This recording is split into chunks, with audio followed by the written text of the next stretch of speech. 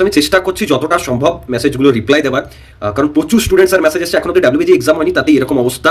Already অনেকে message করে বলছে যে দাদা কাউন্সিলিং তোমার থেকে হেল্প নেবো, দাদা তুমি হেল্প করে দিও পরীক্ষার পর, দাদা এরকম টাকা পয়সা রেখো। তো আমি তোমাদের একটাই কথা বলতে চাই যে 1 মাস সময় থাকবে রেজাল্ট অবধি, আমি প্রচুর ভিডিওস দেবো, মানে এত পরিমাণ রিসোর্সেস দিয়ে দেবো এই চ্যানেলে যে তুমি এনাফ ক্যাপাবল হয়ে যাবে, তুমি বুঝতে পেরে যাবে যে তোমার কি করা উচিত।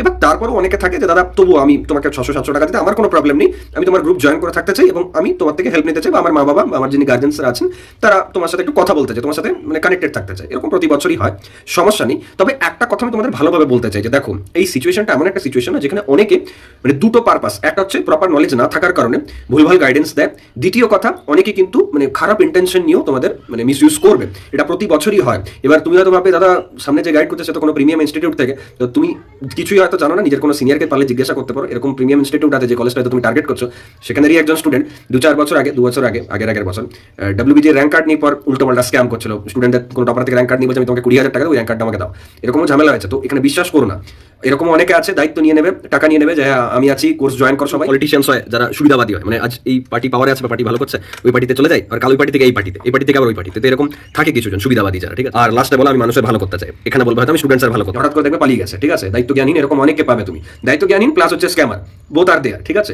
এবার হ্যাঁ তুমি এবার বলতে পারো দাদা তোমাকে ভরসা করতে পারি, দেখো আমি এই ডোমেনে 4 বছর ধরে আছি, কয়েক হাজার লাখ কাছাকাছি স্টুডেন্টকে গাইড করেছি। ওয়েস্ট বেঙ্গল এমন কোনো টেকনিক্যাল কলেজ নেই যেখানে আমার স্টুডেন্ট নেই, first year to fourth year, যে কোনো কলেজে বললাম। আর আমি একটাই কথা বলবো, ইভেন এরকম আছে যারা আমার নিয়ে খারাপ কথা বলে তারাও আমার থেকে গাইডেন্স নিয়ে পৌঁছেছে ওখানে, ঠিক আছে। এরকম সত্যি কথা বলছি আমি তোমাকে, মানে এরকম নয় যে বানিয়ে কথা বলছি, তারাও একটা টাইম অ্যাকসেপ্ট করতো, এখন করে না হয়তো, হোয়াট এভার, বাট সত্যি সত্যিই থাকে। তো বলার বক্তব্য এটাই যে চ্যানেলগুলো এখন এক্সিস্ট করছে এরা সবাই এখান থেকেই বেরিয়েছে, but still they will not acknowledge somehow, but তাতে সমস্যা নেই। তোমাদের একটাই কথা বলার, হয় তোমরা টাকা পয়সা দিয়ে আমার ওখানে জয়েন করো যদি অ্যাফোর্ডেবিলিটি থাকে, আর যদি অ্যাফোর্ডেবিলিটি না থাকে তাহলে আমি যা ফ্রিতে গাইডেন্স দেবো সেটা থেকে শিখবে, বাট কোথাও ভুলভাল জায়গায় জয়েন করবেন না। বোঝা গেছে কি বললাম? বাকি আমি আছি, লাস্ট ইয়ার আমার অ্যাক্সিডেন্ট হয়ে গেছিল, মানে 600 জন আমার মানে কাউন্সিলিং এ ছিল, 600 জনের কাউন্সিলিং এর কি যে প্রেশার সেটা আমরাই জানি, মানে উই নো দ্যাট। রাত জেগে মানে আমার টিমে ছিল 12 জন, সেই টাইমে সবাই মিলে আমরা 7 দিনের মধ্যে 600টা লিস্ট বানিয়েছিলাম, এবং সেই লিস্টটা ভাবো না যে কপি পেস্ট লিস্ট, এরকম নয়, প্রচুর হেক্টিক, প্রচুর হেডেক, ঠিক আছে। একটা লিস্টে কার কি ইচ্ছে, কার কি টার্গেট, কার ফিনান্সিয়াল কন্ডিশন কিরকম, কোথায় কোন হাই ফিসের কলেজ রাখবো, কোথায় লো ফিসের কলেজ রাখবো, এই জিনিসগুলো ডিল করা যে কতটা ডিফিকাল্ট তোমরা বুঝতে পারবে 1 মাস পর।